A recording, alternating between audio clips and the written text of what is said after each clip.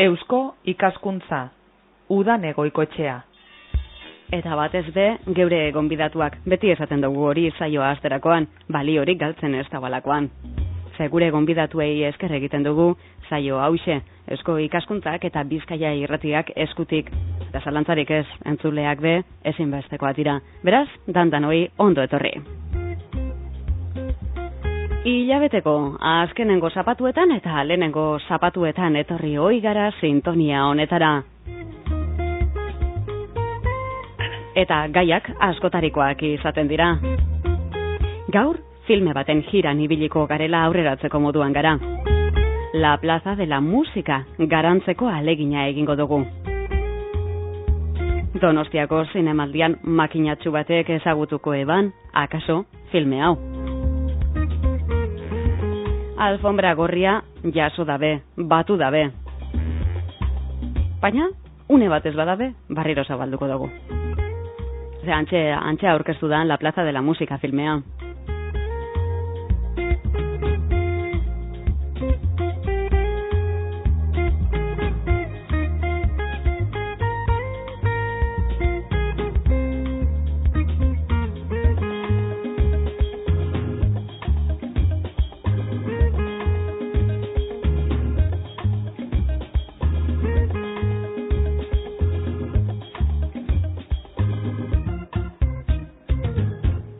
Juan Miguel Gutiérrez, egunon. Berdin.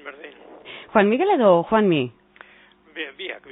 Baina Juan Miguel izaten baten dute batzuk esan desde Juan Manuel edo Jose Miguel edo ezakit. Baina Juanmi ematen du nahiko erresago esateko, ez? Hori da, zalantzarik ez daukagu esaterakoan zine munduan oso sartuta zagozala, zine zuzendaria zarela besteak beste. Bai. Eta noiztik zabiltz zine munduan? Bueno, beti da nik txikian nintzela, pues, beti oso zalea izan nintzen, eta gero ikasketak, unibertsitateko ikasketak egin nuen Belgikan, eta zine munduan komunikazioan audiovisual edo deituriko ikasketak egin nuen. Beti da nik. Eta gero ja, bueno, bai, zinegintzan, praktikan sartu nintzen, eta, bueno, daramazkit ja 12 dokumentalak egina, luzemetraiak.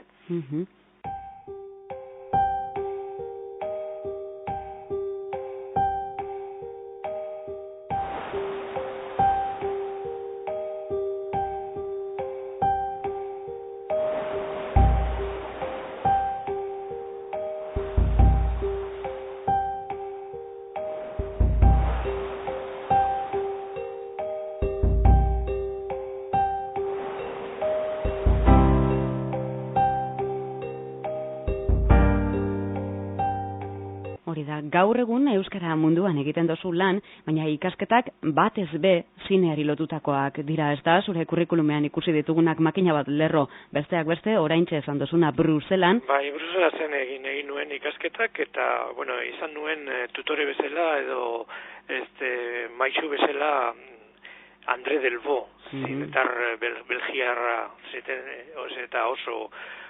niretzat oso gorapen ikaragarria daukat harengan, eta, bueno, influentzia ikaragarria izan zuen nire esateko edo filmatzeko modua. Lehen asko kostau jat alkarrizketea prestatzea, irakurri dotor zure kurrikulumean Brusela, eta Brujasera joan dat burua. Kasualidadez egon zara Brujasen? Bruxen?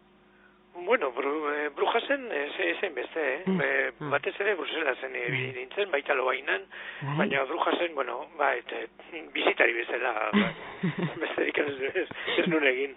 Jakin mina, oso maite dodan herria dalako hori. Bai, nik, bueno, Bruselas nahiko, oso gogorapen ikaragarri politza dauzkat harengan. Bai.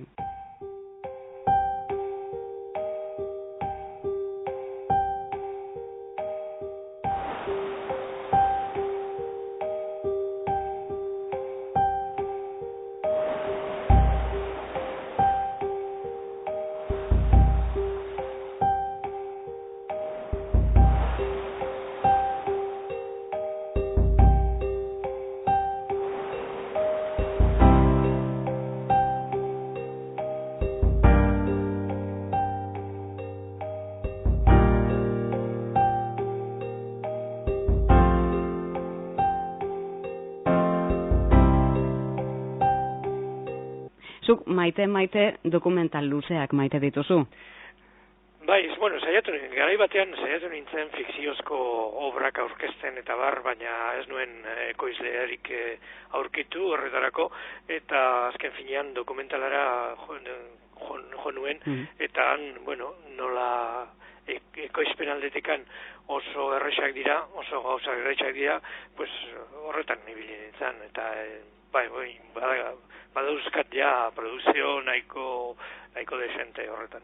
Eta gehienetan errealidadeko gaiak aukeratzen dituzu? Bai, errealitateko eta neri nortasunari lotuta dauden errealitateak nolabait aztertuz, ez? Momentu honetan nik ez dut onartzen, edo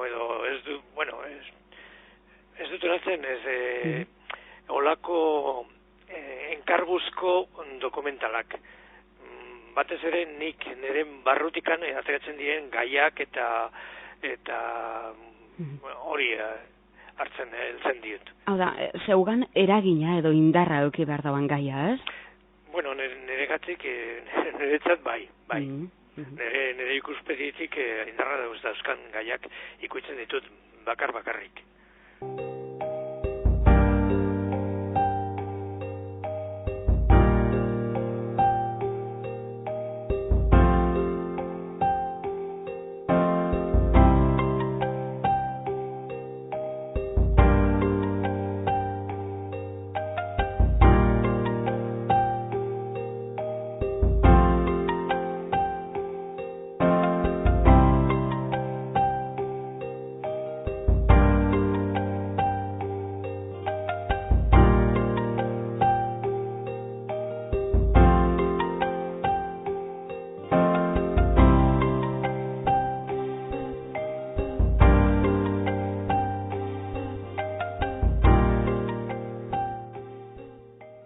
Donostiako zinemaldian, Zinemiran, jaso dugu zure lanaren barri, La Plaza de la Música, da izenburua. Hori da azken dokumentala, baina, lehenago, ja sei aldiz hautatu duten ere pelikulak Donostiako Zinemaldian. Hori posgarria da, ez? Noski baiet. Ni oso komodo sentitzen nintzen Donostiako Zinemaldian, oso, hautaketako komiteak nahiko biguina da nire pelikularekin eta gustatzen zitzaien segurazki. Eta ia etxean, ez da? Zezu errenteriakoa zara, baina Donostian daukazu estudioa? Bai, Donostian daukagu produktora, Zazpiterdi du izena. Zazpiterdi. Eta hemen daukagu produktora, bai. Ordan dana etxean? Bai. Esan dugu, errenteriakoa zara, eta dokumental honen izenburua argitzeko edo, errenterian dago La Plaza de la Música? Bai, han kokatzen zen, lantegi bat Baiza zuen izena, eta han, egiten dutela, autorentzako plastikozko komponenteak, esate baterako salpikaderoak eta bateriak eta bar. Eta garai hartan, plastiko horretan nahazten ziren amiantoko hautsak edo fibrak. Eta handik ateratzen poluzioa, kontaminazio ikaragarria. Eta, pelikula hori egin nuen amiantoren arriskuak salatuz. Hori da, amiantoaren gaia da abiaburua, ez da? Bai. Amianto da, 70 hamarkadan edo 50 hamarkadan, eta erabiltzen zuen, produkto ia milagrosoa, merkea zan, ignifugoa, eta,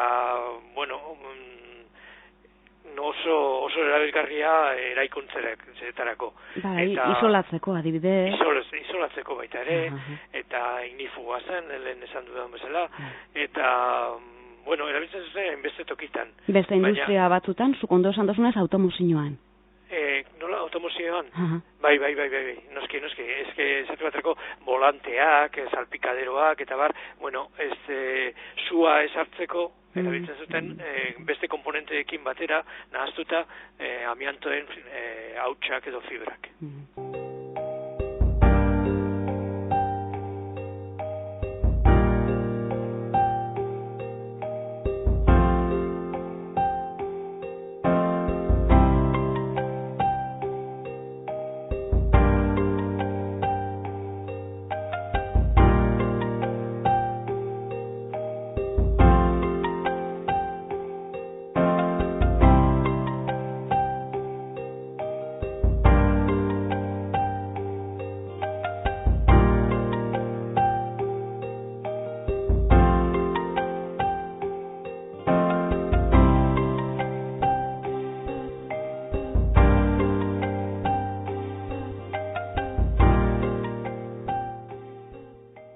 mineral bat da berez, amiantoa, ez da? Bai, mineral bat da, bueno, aspalditik ezaguna, eta erabilita, baina, bueno, 50 urtetik aurrera, ja nahiko ezaguna zegoen, bueno, arriskua zela, eta, bueno, birikako minbizia, bueno, sortu daitekela, edo, minbikako minbizia esan ordez, baita ere pleurako minbizia sortzeko.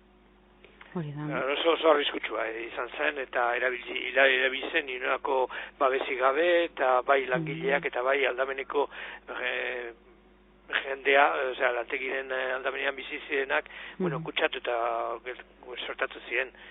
Eta beste multzoren artean, nerea, gure ama, baita ere. Kutsatuta egon zen, eta hil zen, bueno, pleurako minbiziaz jota. Beraz, amiantoa sasoi baten mineral baliotsu eta erakargarritzat naiz erabilgarritza joten zen, etxe bizitan isolatzeko, beste industria batzutan, esan dugu esate baterako automozioan, geroagoetara debekatu egin zen, baina ondorioak ekarri ditu.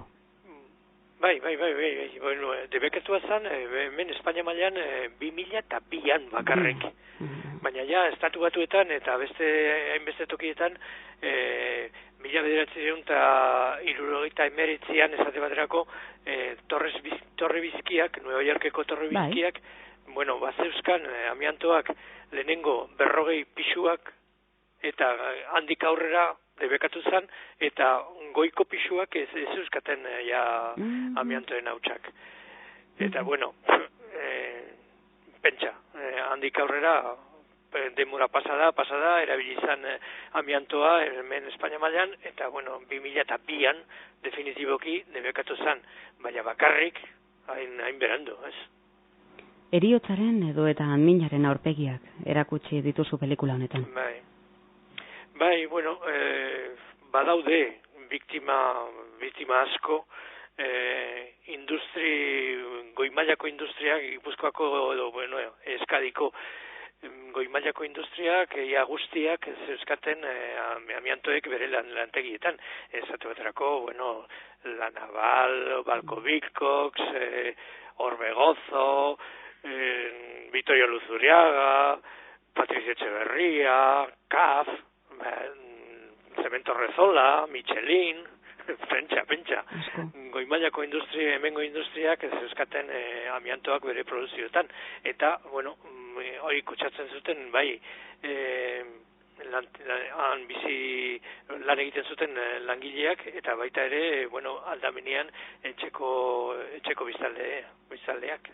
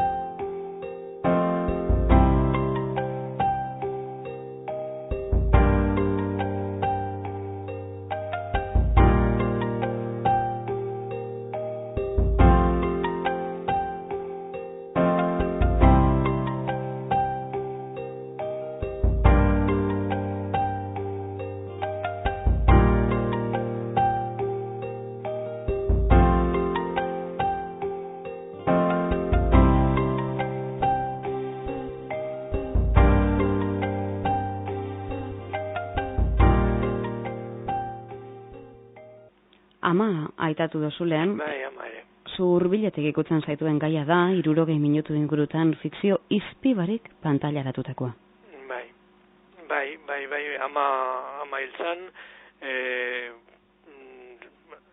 ama 4 hilabete pasazan, bueno, mina ikaragarriarekin, eta ez zitzaigun inolako erremediorik jarri gabe.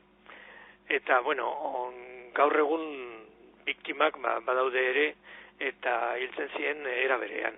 Eta ni biktimen aurpegietan ikusi nuen amaren sufrimendua eta amaren pasa zuen pasioa, ez?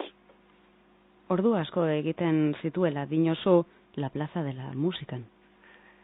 Bai, bueno, etxeko Andrea zan, etzen lan egiten inolako lantegian, baina, bueno, etxean zegoen eta gure etxe aurrean bazegon haize gailu erraldoi bat eta kalera botatzen zuen amiantoko hautsa.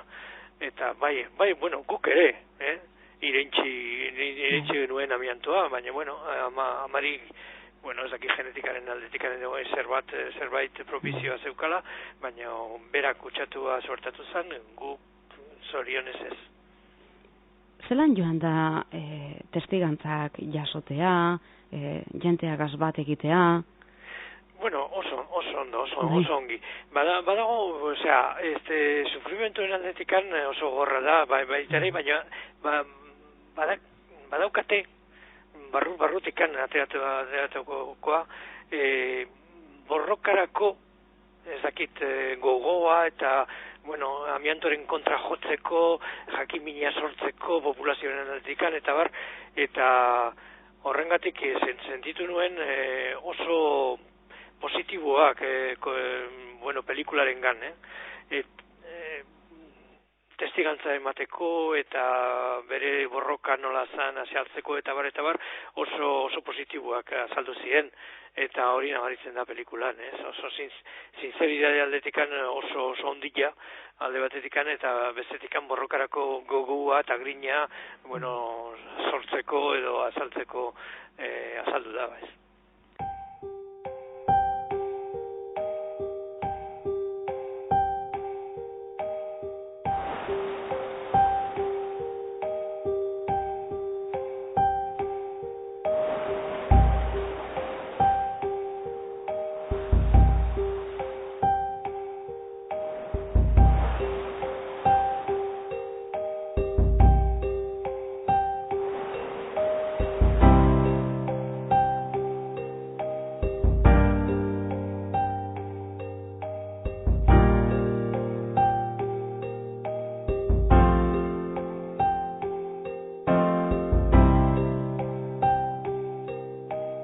Eta, Juanmi, ez dakit asko galdetzea izango dan, baina zein asmogaz, zein helburugaz konposatu duzu hau dokumental hau?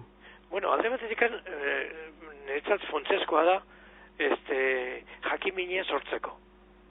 Amiantoa jarritzen du gure eraikuntzetan esate baterako, eta nik nahi nukela jendea jakin dezan zer dagoen eta nola kentzen da amiantoa, ze arriskuan dagoen harren inguruan, eta bar. Hori alde batetikan. Eta bestetikan, bueno, salaketa bat izateko baita ere, bueno, ze munduan bizi garen, eta, bueno, kapitalismoaren legeak nola funtzionatzen duten, eta hori salatzeko, eta esateko, bueno, estamos en manos de gente irresponsable. Hori da beste helburua. Eta hirugarren helburua izango zen baita ere, bueno, biktima apalak eta bar, bueno, omenaldi txiki bat eskaintzea, ez, biktimei. Bai, omenaldia hortxe dago. Bai, gogorapenak esateko alde batetik eta beste omenaldia, biktimaren omenaldia. Orain gaur egun biktimari buruzko, edo zein biktimari buruzko hitz egiten dute asko, baina, bueno, biktimen artean apalenak hauexek dira, kontaminatuak. Eta askotan ahaztu egiten dira. Bai, noski. Ez dira politikoki ez dira rentableak, politikoki ez dira importanteenak, baina nik uste dut, bueno, gehien sufritzen duenak haiek dira.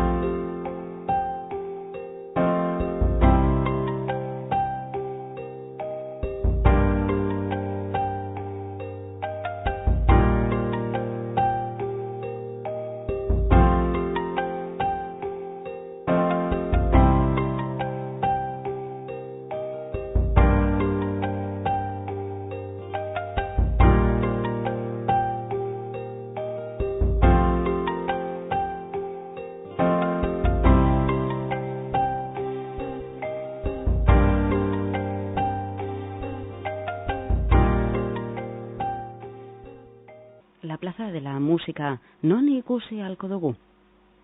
Nun, bueno, nik utzi nuen, pelikularik utzi nuen asoziazioaren eskuetan, eta baita ere sindikatuen eskuetan. Bueno, bota dezaten edozein tokietan. Kulturetxetan, zineklubetan, edozein tokian. Netzat importantena da pelikula ikustea eta eztabaidatzea eta, bueno, ezakit. Oso, no. Ez dute ikusiko zine komerzialetan. Dokumentalak zine komerzialetan ez dute karrerarik egiten. Oraindik ez. Bueno, Roger Moore edo lako ez bazaude, beste guztietan oso apalak ibiltzen dira. Bai. Oso ondo, eskerrik asko, Juan Miguel Gutierrez, geure artean egoteagaitik eta urte askotarako. Ederki, eskerrik asko zuri.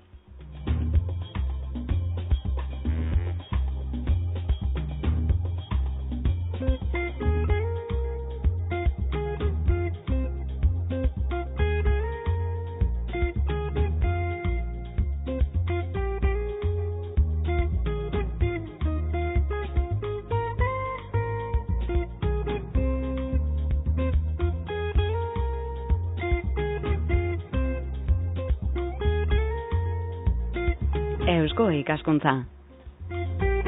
Hilabeteko lehenengo zapatuetan eta azken zapatuetan, eguerdiko 12etan, alan aukeratu ezkero behintzat.